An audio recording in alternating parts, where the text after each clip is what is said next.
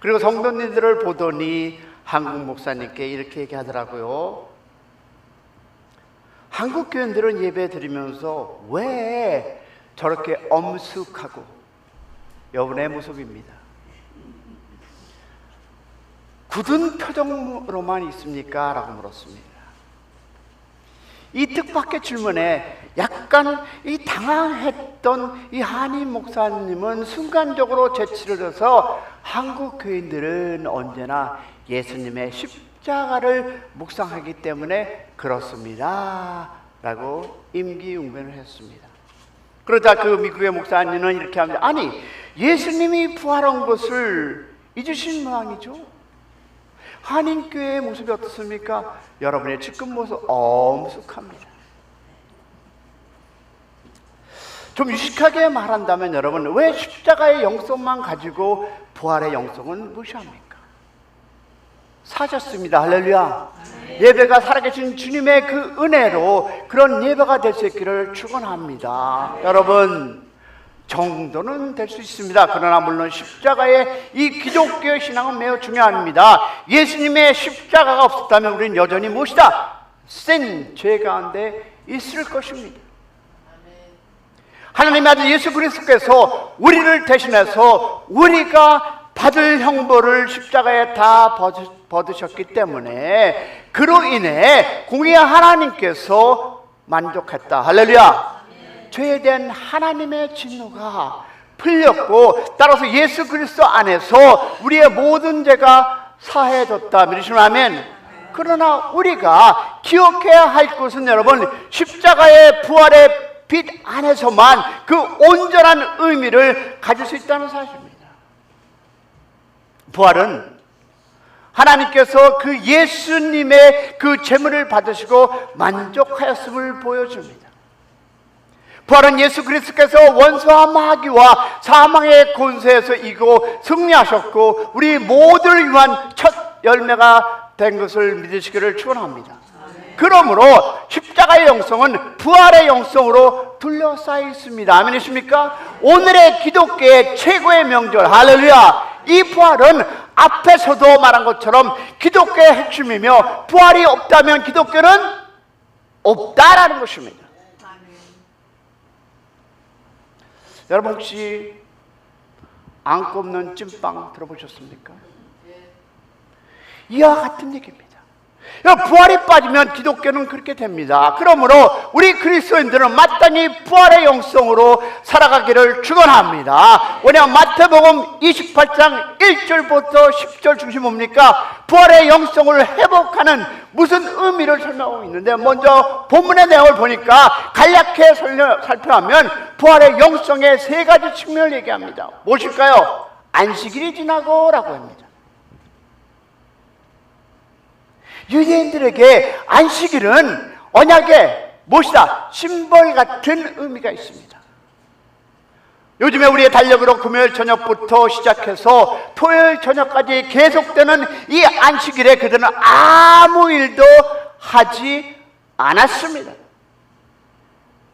그래서 막달레아 마리아와 다른 마리아는 그 안식일을 조바심 가운데 보냈습니다. 그들은 예수님이 묻힌 그 무덤에 가고 싶었지만 안식일을 지키기 위해서 전혀 갈 수가 없었습니다.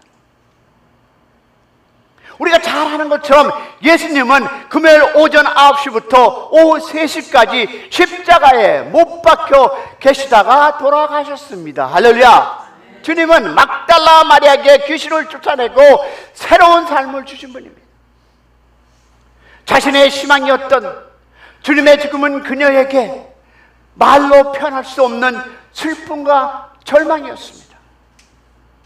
그러나 예수님을 사랑했기 때문에 그녀는 동이 트기 전에 그 새벽에 야고보와 요셉의 그 어머니인 마리아와 함께 무덤으로 갔습니다. 무덤에 그 향품을 가지고 정결하게 하기 위해서였습니다. 그런데 갑자기 땅이 흔들리고 번개가 치면서 놀라운 일을 합니다. 지금까지 한 번도 보지 못했던 놀라운 영광스러운 모습의 그 천사가 하늘에서 내려왔습니다.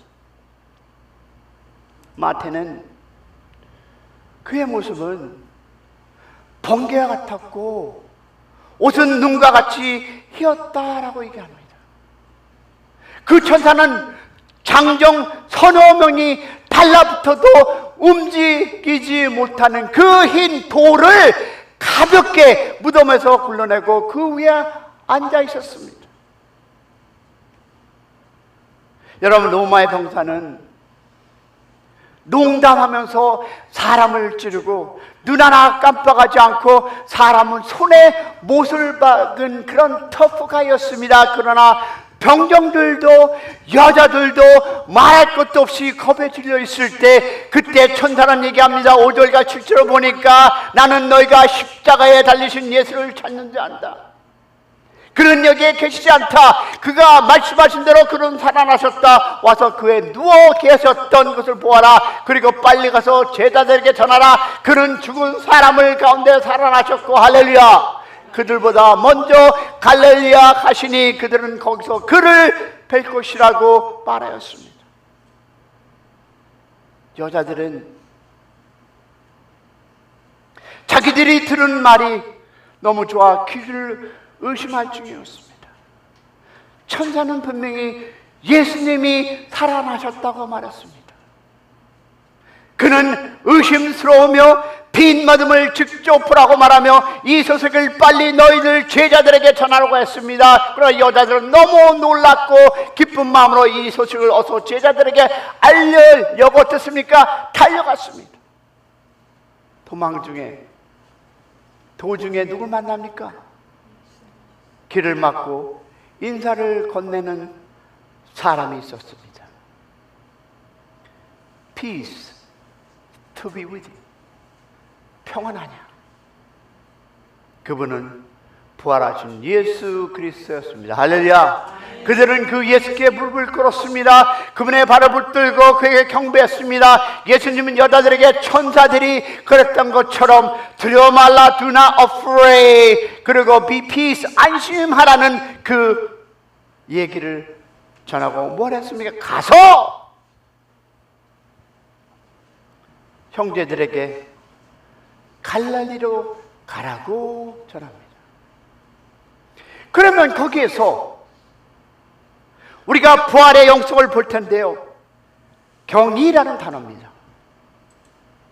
wonder. 여러분, 부활의 영성을 회복하는 것은 경이로 하나님과 하나님의 세상과 그분의 역사에 반응한다는 뜻입니다. 할렐루야.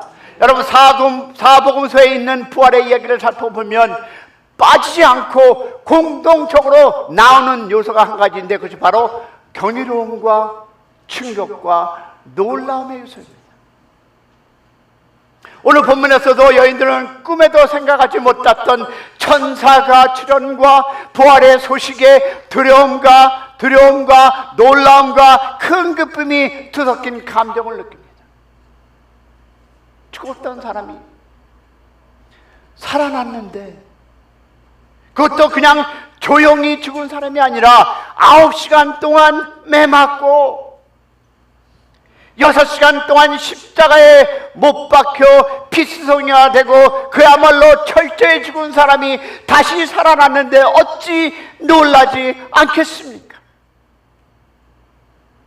올바른 기독교 영성은 경의를 요구합니다. 왜냐하면 그것은 하나님과 하나님의 세계를 다루는 것이기 때문입니다. 여러분, 하나님보다 신비로운 분이 어디 있습니까? 하나님보다 영원히 삼위일체를 존재하는 분입니다. 영원이라는 것은 삼위일체라는 개념과 제게는 신비의 그 자체입니다. 또한 여러분 기억하시기 바랍니다. 하나님보다 아름다운 분이 어디 있습니까? 그러면 여러분이 알듯이 금수강, 금강산 12,000봉, 나이가라 폭포와 그 알프스 산맥을 만드신 분입니다.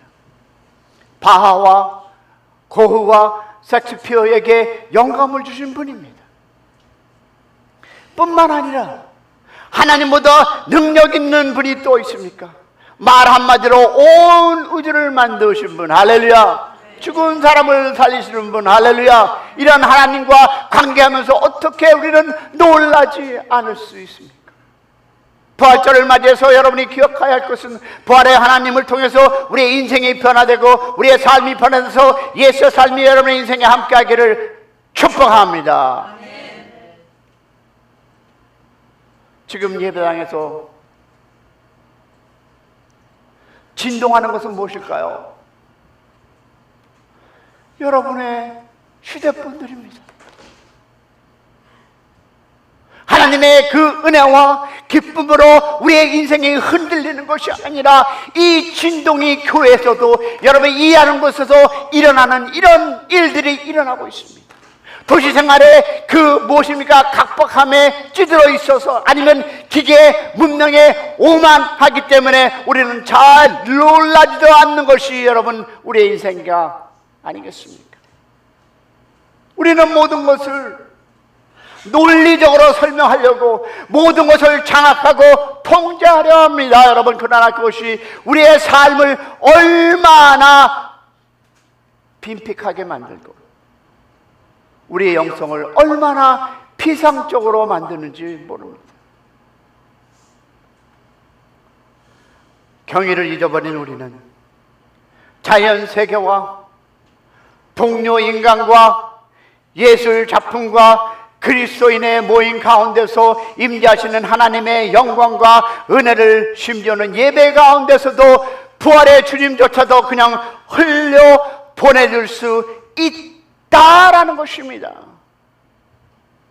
우리 집 담장에 함께 부켄빌리아 꽃, 아니 이라기보다도 나무잎이 있습니다. 너무 아름답습니다. 연분홍 활짝 핀 그 나무잎, 꽃이라고도 볼 수 있는데요, 부드럽게 부는 바람 앞에서 그 작은 그 연분홍의 그 이파리가 하늘의 보석처럼 반짝이고 있습니다. 근데 많은 사람들은 그 잎사귀를 보면서 지나칩니다. 어떤 분들은 저 나무가 너무 길어요, 자르세요 라는 분들도 계십니다. 그러나 사랑하는 여러분, 그 작은 곳에서도 주님을 발견하시기를 축복합니다. 그 짧은 순간 동안 무감각하고 그 우리의 삶에서 하나님의 창조를 보실 때마다 하나님께 영광 돌리는 여러분의 삶이 되기를 축복합니다. 그렇습니다, 여러분. 물론 우리는 더 화끈한 것을 보려고 합니다. 뭡니까? 이를테면 누가 싸우는 모습 같은 것을 기대하는 사람은 아마 그 모습이 별로일 것입니다. 여러분, 부활의 영성은 경의의 영성임을 믿으시기를 축복합니다. 우리는 더 자주 놀라야 합니다. 어린아이들처럼 일상의 작은 것에 대해서도 신기하고 감탄하는 여러분 되시기를 축원합니다. 누군가 건강한 삶을 살면서 쉼표가 있는 삶을 살기를 축원합니다. 그러나 이어서 더 나아가서 진정 풍성한 삶을 살려면 쉼표뿐만 아니라 느낌표 있는 삶을 사시기를 축원합니다. 존경받는 유대인 학자 아브라함 하셀은 죽기 몇 년 전에 치명적인 심장 발작을 경험했습니다. 그는 침대 곁에 있는 자기와 가장 가까운 친구에게 기력을 다해 속삭입니다. 쌤, 나는 인생에 대해서, 내가 살았던 모든 순간에 대해서 그저 감사할 뿐만 아니라 나는 갈 준비가 되어서 나는 내 평생 많은 기적을 볼 수 있었지. 여기까지 말한 그 노학자는 기운이 딸려 입을 닫습니다. 그리고 얼마간의 정적 후 그는 다시 말합니다. 쌤, 나는 단 한 번도 하나님께 성공이나 지혜나 능력이나 명성을 구한 적이 없어. 나는 경의를 구했지. 그리고 그분은 그것을 내게 주셨다네. 할렐루야.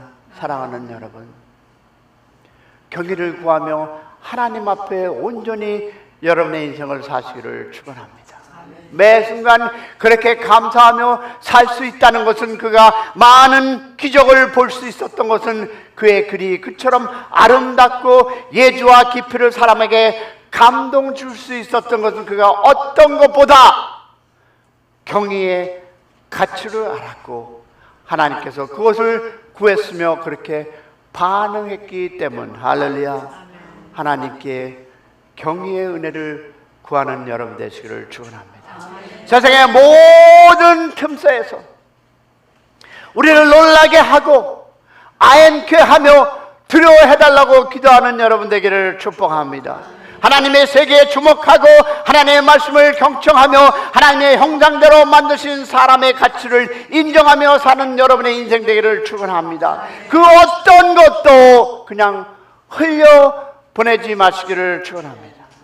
그런데 우리는 오늘 이 이야기 속에 여인들처럼 다시 사신 예수님 발 앞에 경배하는 참된 예배자가 되기를 축복합니다. 그런데 우리는 우리 가운데서 일하시는 하나님의 역사를 더 잘 감지하기를 축원합니다. 여러분, 부활의 영성 공동체, 이 커뮤니티, 흔히 공동체의 삶의 방식을 우리는 부활하신 예수님이 개인이 아닌 복수의 여자들에게 나타나셨습니다. 이것은 복음서와 사도행전과 서신서에서 볼 수 있는 공통적인 패턴입니다. 여러분, 예수님은 여인들에게 나타나시고 엠마오에 가시는 그 두 제자들에게 나타나시고 10명의 사도들에게 나타나시고 심지어 500명의 신자들에게 일시에 그 모습을 드러내셨습니다. 성경에서 부활을 안식하고 반응하는 일은 개인적인 체험이 아닙니다. 그것은 언제나 공동체적으로 경험되기를 축복합니다. 몇 번의 경우에 부활하신 예수님은 일단 무엇입니까? 제자들과 식사를 하기도 했습니다. 갈라디 바닷가에서는 여러분 직접 아침을 차려놓고 제자들에게 나타나셨습니다. 이미 부활하여 영광의 그 모든 그 삶을 하나님께서 이 공동체에 주셨듯이 여러분, 이 공동체를 통해서 하나님 나라가 확정되기를 축원합니다. 공동체 그 교제를 위해서 그 식탁을 하는 여러분, 오늘도 우리가 식탁을 할 텐데 이 공동체를 통해서 하나님이 주신 음식을 서로 나누며 기쁨을 갖기를 축원합니다. 요즘 사람들은 특별히 우리의 다음 세대를 보면 이 공동체의 가치와 그 삶의 기술을 점점 잃어가는 것 같이 우려스럽습니다. 아이들의 귀마다 꽂혀있는 아이폰과 아이들의 방마다 놓여있는 컴퓨터, 그리고 마다마다 리빙룸에서 대형 TV가 점점 더 우리를 고립시키고 공동체성을 훼손시키고 있습니다. 어느 테이블에 가면 아빠도 엄마도 2살 먹은 아이까지도 이 폰을 보고 있는 모습. 요즘은 밥을 굶어도 TV나 컴퓨터는 단 1시간도 거르지 못하는 시대에 우리는 살아가고 있습니다.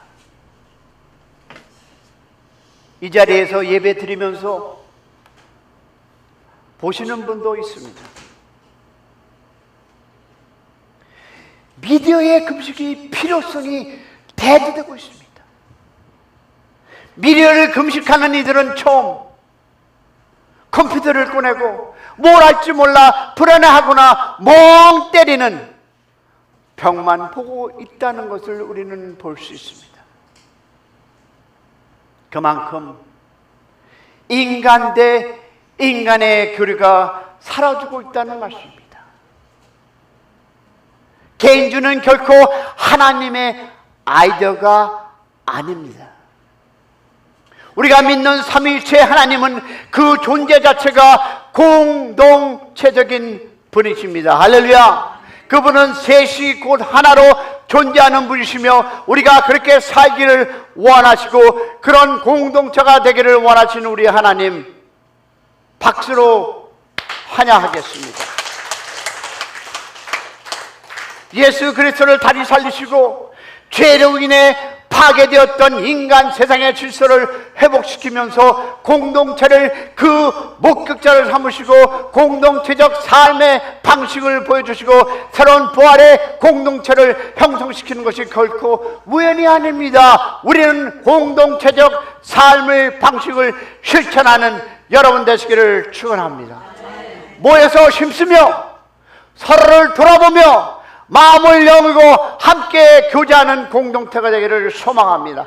그럴 때 that's when 부활의 하나님을 경험할 수 있음을 믿으시기를 축원합니다.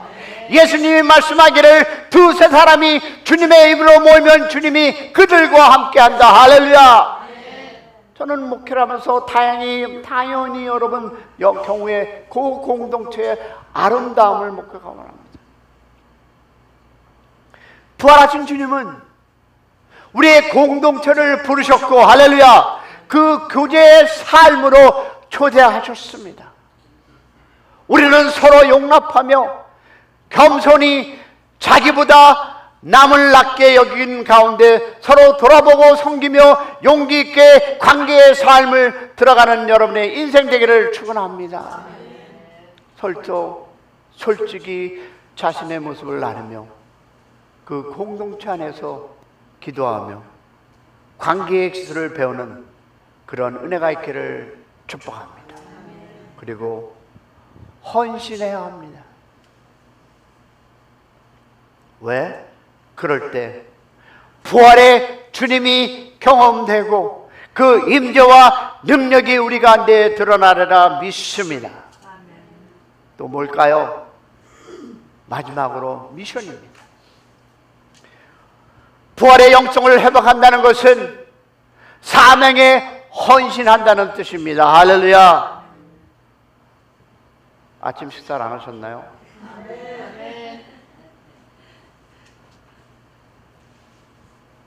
사명에 헌신한다는 뜻입니다. 할렐루야. 오늘 우리 이야기 가운데 천사는 여자들에게 예수님의 부활을 증거하며 제자들에게 그 소식을 전하라고 명합니다. 잠시 뒤에 예수님께서 갇힌 치주와 말씀을 여자들에게 하셨습니다. 그리고 28장 16절과 20절을 보면 예수님은 11 제자들 앞에서 그 유명한 지상 사명을 주시며 또한 모든 민족을 제자로 삼아 아버지의 아들과 성령의 이름으로 침 내려주고 예수님께서 분부한 것을 지키라 명하셨습니다. 사랑하는 여러분, 우리는 멕시코를 안 가도 됩니다. 우리는 아프리카를 안 가도 됩니다. 여러분, 이 도시를 보시기 바랍니다. We are so many different ethnics and this community. 꼭 아프리카 가야 합니까? 가면 좋죠. 그러나 이 자리에서 예수님을 전하기를 주님의 이름으로 축복합니다. 가르치시고 명하시기를 소망합니다. 신약 성경을 보면 예수님의 제자들은 부활 전과 후가 확연히 다른 모습을 봅니다. 예수님의 부활을 목격하기 이전에 그들은 겁쟁이였고 서로 높은 자리를 차지하려고 했고 권력 다툼으로 했으며 다른 사람에게 별 관심이 없었습니다. 그러나 부활을 목격한 후 그들은 무엇으로? 권력자들을 두려워하지 않았고 자리 다툼도 안 했습니다. 무엇보다 그들은 확신에 차서 복음을 전했고, 뭘 전했다고요? 복음을 전했고, 다 같이 복음을 전했고 사람들에게 영향을 미치기 시작했습니다. 그런 사람이 되기를 소망합니다. 예수 복음을 붙잡고 거리로 나가서 복음을 전하는 여러분의 삶이 되기를 축원합니다. 그 차이는 바로 십자가에 비참하게 죽었던 자기들의 스승이 영광스러운 몸으로 나타나셨습니다. 할렐루야. 부활의 경험을 체험한 여러분, 사셨네 예수 사셨네를 경험한 여러분의 인생이 이제 보험을 들고 세상에 나가기를 축원합니다. 어떤 빈판자들은 제자들이 부활의 길을 꾸며냈다고 말합니다. 이게 말의 소리가 아니라 생각합니다. 꾸며낸 이야기가 그들은 평화나 시킴의 인사가 역사가 있음을 믿기를 소망합니다. 사랑하는 여러분, 복음서를 보면 제자들조차도 처음에는 이 부활의 소식을 잘 믿지 않았습니다. 누가복음 24장 11절을 보면 제자들은 여자들이 그 천한 소식을 어처구니 없는 소리를 들었다고 성경은 우리에게 이야기해 주고 있습니다. 사실 부활은 정말 믿기 어려운 이야기입니다. 부활은 어떤 면에서 그것보다 더 믿기 힘든 일이며, 그러나 결국 그들은 부활의 주님을 직접 만났고 도마처럼 처음에 의심했다가 그의 손과 옆구리를 손에 넣어보기까지 하면서 믿었습니다. 그 경험이 그들을 변화시킬 것입니다. 그들은 지금까지의 그 모든 고정관념이 뒤집혔고 인생의 패러다임이 뒤엎이는 경험을 했으며 목숨을 걸고 전해야 할 메시지를 깊이 가졌습니다. 사랑하는 여러분, 사셨네, 사셨네, 예수 다시 사셨네 믿으십니까? 이제 사명자로서 우리는 변화돼서 하나님의 나라를 위해서 부활의 영성을 가지고 세상에 나가기를 주님의 이름으로 축원합니다. 전하시고 헌신하시기를 소망합니다. 우리가 예수의 부활을 처음으로 믿는다는 것은 무슨 의미인지, 그것은 죽음이 끝이 아니라